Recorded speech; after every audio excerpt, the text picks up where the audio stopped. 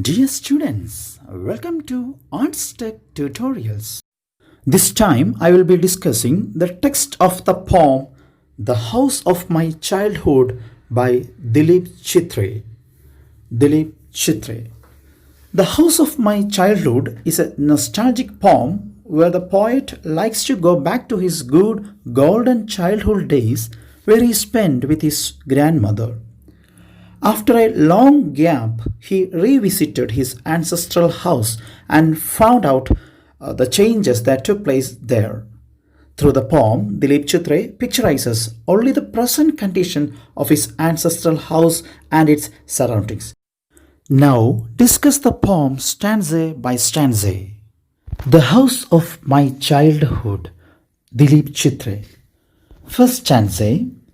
The house of my childhood stood empty on a grey hill, all its furniture gone, except my grandmother's grindstone and the brass figurines of her gods. ഈ ഒരു സ്റ്റാൻസയിലൂടെ നമുക്ക് meaning വളരെ എളുപ്പത്തിൽ തന്നെ മനസ്സിലാക്കാൻ സാധിക്കും. Because all those words are actually simple words, easy to understand. അപ്പോൾ house of my childhood, poet തൻ്റെ കുട്ടിക്കാലം ചെലവഴിച്ച ആ ദേശത്തേക്ക് അദ്ദേഹം അനേക വർഷങ്ങൾക്ക് ശേഷം തിരിച്ചെത്തുമ്പോൾ കാണുന്ന ഒരു അവസ്ഥയാണ് ഇവിടെ ഡിസ്ക്രൈബ് ചെയ്യുന്നത്, വിവരിക്കുന്നത്. താൻ കുട്ടിക്കാലം ചെലവഴിച്ച ആ ആൻസസ്ട്രൽ ഹൗസ് നിൽക്കുന്നത് ഒരു ഹില്ലിലാണ്. അതിൻ്റെ പ്രസൻറ്റ് കണ്ടീഷനാണ് പറയുന്നത്. Stood empty on a grey hill. Empty എന്ന് പറഞ്ഞാൽ നമുക്കറിയാം nobody is there, no active life is there. അപ്പോൾ മറ്റൊന്ന് പറയുന്നത് ഗ്രേ ഹിൽ എന്ന് പറയുന്നുണ്ട്. Grey hill is different from a green hill. Grey hill എന്ന് പറയുമ്പോൾ പറഞ്ഞതുപോലെ ഒരു ഡെസലേറ്റഡ് ലാൻഡാണ്, അതുപോലെ തന്നെ ശൂന്യമായി കിടക്കുകയാണ്. അവിടെ there is no active life there. പച്ചപ്പാറുന്ന നിറപ്പകട്ടാകുന്ന ഒരു ഭൂമി ആയിരുന്നിരിക്കാം ഒരു പക്ഷേ, but it is actually a grey hill. ഒരു മൊട്ടക്കുന്നായിട്ട്, അധികം പ്രവർത്തനങ്ങളൊന്നും ഇല്ലാത്ത, അധികം അഗ്രികൾച്ചർ ആക്ടിവിറ്റീസ് ഒന്നും ഇല്ലാത്ത, ജനജീവിതമൊന്നും ഇല്ലാതിരിക്കുന്ന ഒരു മൊട്ടക്കുന്നായിട്ട് ഇപ്പോൾ എൻ്റെ കുട്ടിക്കാലം ചെലവഴിച്ച ആ വീടും പ്രദേശവും ഇപ്പോൾ മാറിയിരിക്കുകയാണ്. No active life is there, a desolated land. So green hill എന്ന് പറഞ്ഞാൽ നമുക്കറിയാം ഫ്രഷ് ലീവ്സ് ഉണ്ടാകും, സൗണ്ട് ഓഫ് ബേർഡ്സ് ഉണ്ടാകാം, ദെൻ ആക്റ്റീവ് ലൈഫ് ആയിരിക്കും അവിടെ. But here it is quite opposite. So after a long period of time from green hill to a grey hill, that is actually a change. So first stanza is actually telling about the present condition, present situation of the place where he spent his childhood days. Next എന്താ പറഞ്ഞേക്കുന്നത്, ആ വീട്ടിനുള്ളിലേക്ക് അദ്ദേഹം കയറുന്നുണ്ടാകാം. So students നമുക്കൊന്ന് imagine ചെയ്യാം, നമ്മുടെ മനസ്സിൽ തന്നെ ഒന്ന് ചിന്തിക്കാം. See the poet is standing on a hill that is actually grey ഹില്ലാണ്. അവിടെ ആക്റ്റീവ് ലൈഫൊന്നുമില്ല, ശൂന്യമായി കിടക്കുന്ന ഒരു ഒറ്റപ്പെട്ട ഒരു സ്ഥലമാണ്. അതിൻ്റെ മുകളിലായിട്ട് ഒരു വീടുമുണ്ട്. അതൊരു പഴയ വീടാണ്, പഴയ കാലത്തുള്ള വീടാണ്. മേ ബി ഇച്ചിരി പൊളിഞ്ഞിട്ടുണ്ടാകാം. സോ ആ വീട്ടിനുള്ളിലേക്ക് ഈ പോയറ്റ് കയറുമ്പോൾ കാണുന്ന കാഴ്ച, ഒരു പക്ഷേ മുറികളിലേക്ക് അദ്ദേഹം ഒന്ന് ഇങ്ങനെ കയറി ഇറങ്ങിയിട്ടുണ്ടാകാം. So he found out one thing, that all the furniture were gone or removed away, taken away.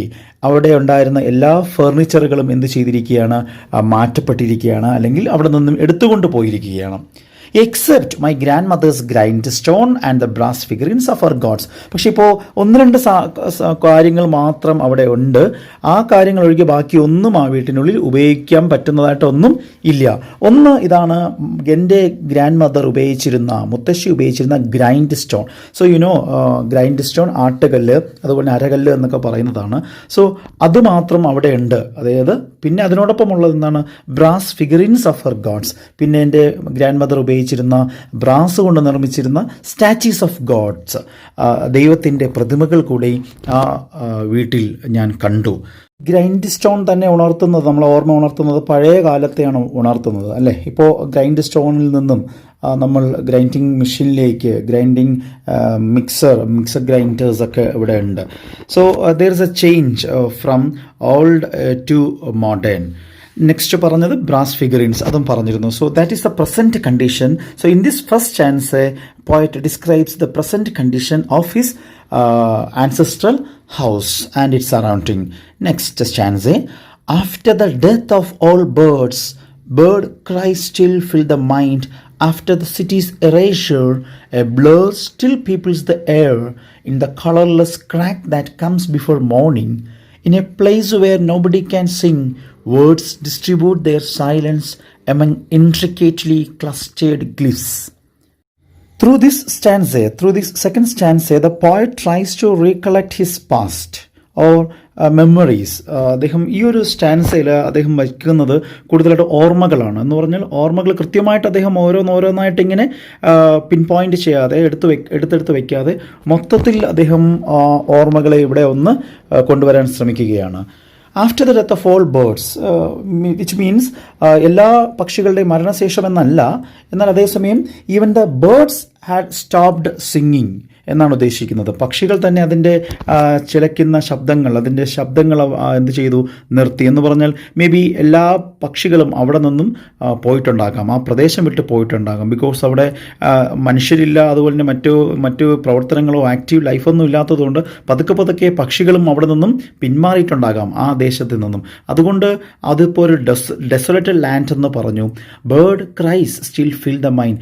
ഇപ്പോൾ ഈവൻ ദോ പക്ഷികളുടെ ശബ്ദങ്ങളെല്ലാം ഇവിടെ നിലച്ചിട്ടുണ്ട് എങ്കിലും പക്ഷികളുടെ ആ പഴയ ശബ്ദങ്ങൾ എൻ്റെ മനസ്സിലിങ്ങനെ ഉയർന്നു വരികയാണ്. Still fill the mind.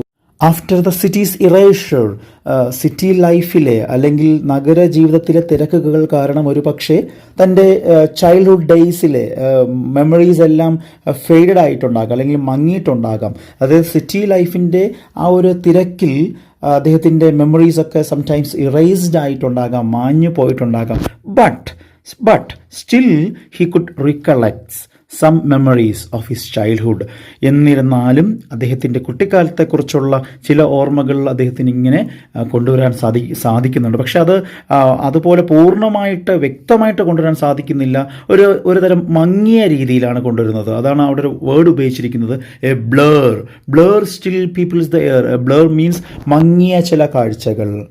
തൻ്റെ ഓർമ്മയിൽ അന്നത്തെ ജീവിതം, തൻ്റെ കുട്ടിക്കാലത്തെ ജീവിതം ഇങ്ങനെ ബ്ലറായിട്ട് മങ്ങിയ ചിത്രങ്ങളായിട്ട് ഇങ്ങനെ ഉയർന്നു വരികയാണ്. മീൻസ് മേ ബി തന്നോടൊപ്പം ജീവിച്ചിരുന്ന family members, other relatives, then neighbours etcetera. So അത്തരം ആൾക്കാരെ, അത്തരം ജനങ്ങളുടെ ഓർമ്മകൾ, ചിത്രങ്ങൾ ഇങ്ങനെ ബ്ലറായിട്ട് ഒരു മങ്ങിയ ചിത്രമായിട്ട് ഇങ്ങനെ ഉയർന്നു വന്നു. In the colourless crack that comes before morning, in a place where nobody can sing, words distribute their silence. Okay, so ഇത്തരം ഓർമ്മകളൊക്കെ വരുന്നത് ബിഫോർ മോർണിംഗ് ടൈമിലാണ്, അതിരാവിലെയാണ് തൻ്റെ മനസ്സിലേക്ക് ഇത്തരത്തിലുള്ള ഓർമ്മകൾ വരുന്നത്. കളർലെസ് ആയിട്ടുള്ള, അതായത് വ്യക്തമായിട്ടുള്ള നിറങ്ങളില്ലാത്ത ആ ഓർമ്മകൾ ഇങ്ങനെ ബ്ലർ ഇമേജായിട്ട് വരുമ്പോൾ സാധാരണ അദ്ദേഹത്തിൻ്റെ ഓർമ്മകളിലേക്ക് പകൽ സമയത്തിന് മുമ്പായിട്ട്, അതായത് പ്രഭാതത്തിന് മുമ്പായിട്ടാണ് ഉയർന്നു വരുന്നത്. C here in a place where nobody can Singh. This is actually a place where nobody is there to sing, nobody is there to talk, nobody is there to make some sound.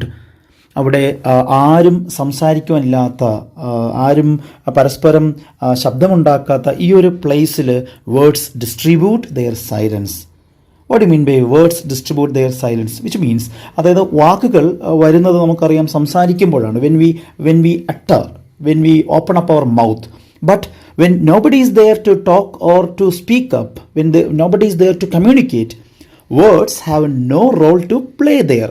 അതായത് ആരും അവിടെ സംസാരിക്കാനില്ല എങ്കിൽ, ആരുമായിട്ട് നമുക്ക് ശബ്ദമുയർത്തുവാനില്ല എങ്കിൽ വാക്കുകൾക്ക് യാതൊരു റോളുമില്ല. So വാക്കുകൾ തന്നെയും അവിടെ നിശബ്ദരായിരിക്കുകയാണ്, നിശബ്ദത പടർത്തുകയാണ്.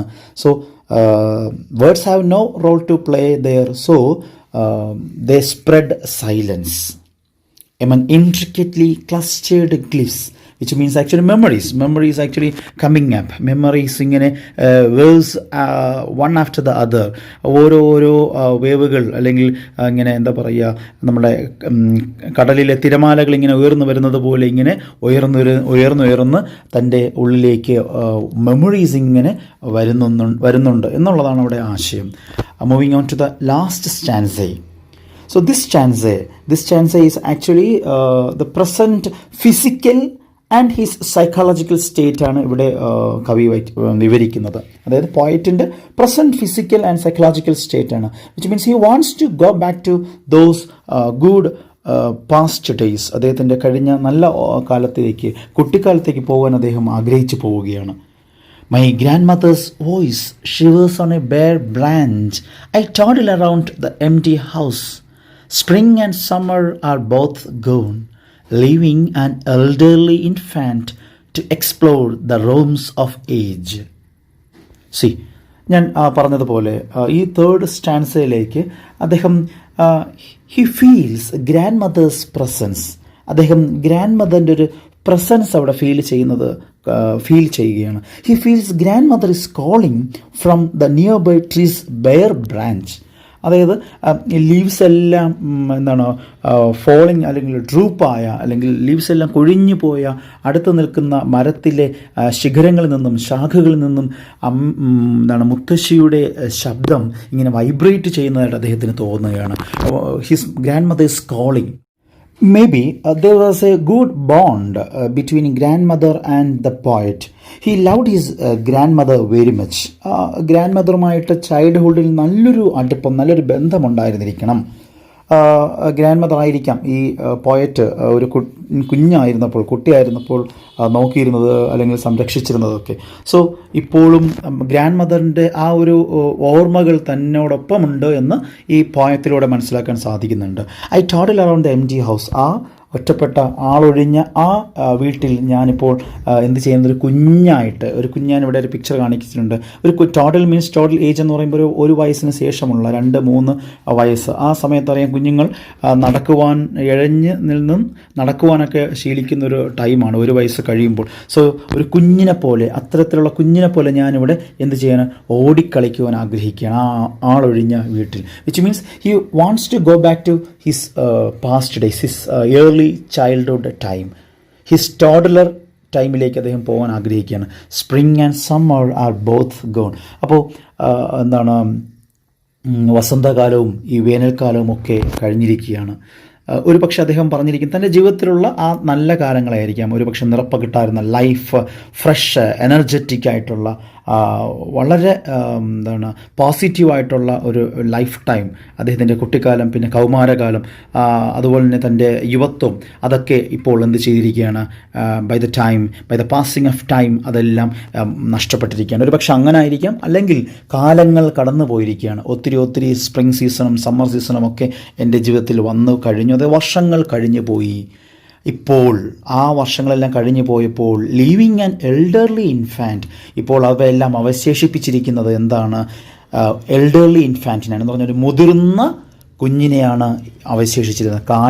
കാലങ്ങൾക്ക് ശേഷം കാലം ഇവിടെ അവശേഷിപ്പിച്ചിരിക്കുന്നത്, അതായത് ഞാനിപ്പോൾ ഒരു മുതിർന്ന കുഞ്ഞായിട്ട് മാറിയിരിക്കുകയാണ്. വിച്ച് മീൻസ് ഞാൻ മുതിർന്നു കഴിഞ്ഞു. I'm actually a man now, but psychologically അല്ലെങ്കിൽ മാനസികമായിട്ട് ഞാനിപ്പോൾ ആരാണ്, ഒരു കുഞ്ഞായിട്ട് ഇവിടെ മാറിയിരിക്കുകയാണ്. So when I reach my ancestral home, when I recollects the memories, ഞാനിപ്പോൾ ആരായി മാറിയിരിക്കുകയായിരുന്നു, ഒരു കുഞ്ഞായിട്ട് മാറിയിരിക്കുകയാണ്. അതുകൊണ്ട് എൻ്റെ മനസ്സുകൊണ്ട് ഞാനിപ്പോൾ ഒരു കുഞ്ഞായിട്ട് മാറുകയും ഇവിടെ കിടന്ന് ഓടിച്ചാടി കളിക്കുവാനുമൊക്കെ ഞാൻ ആഗ്രഹിച്ചു പോവുകയാണ്.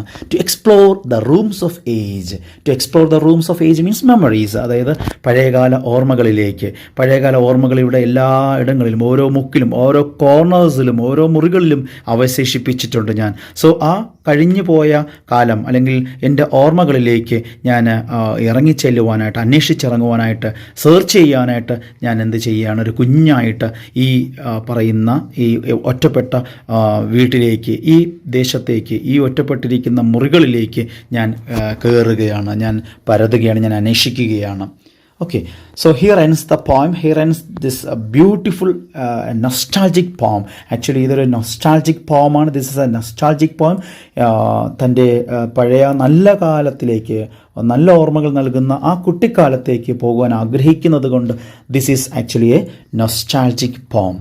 Another thing here, in the second last line of this particular last stanza, a term called elderly infant എന്ന് പറയുന്നത് ഒരു oxymoron ആണ്. What do you mean by oxymoron? Oxymoron എന്ന് പറയുന്നത് എന്താണെന്ന് നോക്കാം. It is a figure of speech in which contradictory terms come together. അതായത് opposite meanings നൽകുന്ന രണ്ട് പദങ്ങൾ, ടേംസ് ചേർന്ന് വരുമ്പോൾ, ചേർത്തുപയോഗിക്കുമ്പോഴതിനെയാണ് നമ്മൾ ഓക്സിമോറോൺ എന്ന് പറയുക. Here elderly and infant. Elderly എന്ന് പറഞ്ഞു കഴിഞ്ഞാൽ മുതിർന്നത് എന്നാണ്.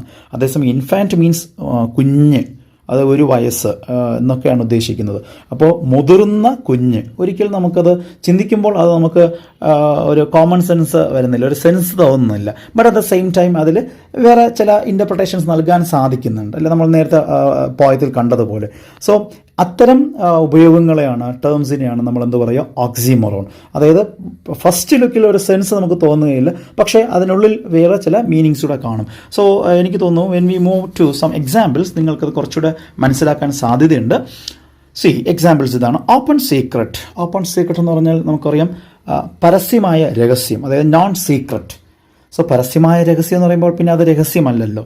So open secret, 2 opposite terms ആണ്, 2 ഓപ്പോസിറ്റ് മീനിങ്സ് നൽകുന്ന ടേംസിനെ ചേർക്കുമ്പോൾ ഓക്സിമോറോണായി.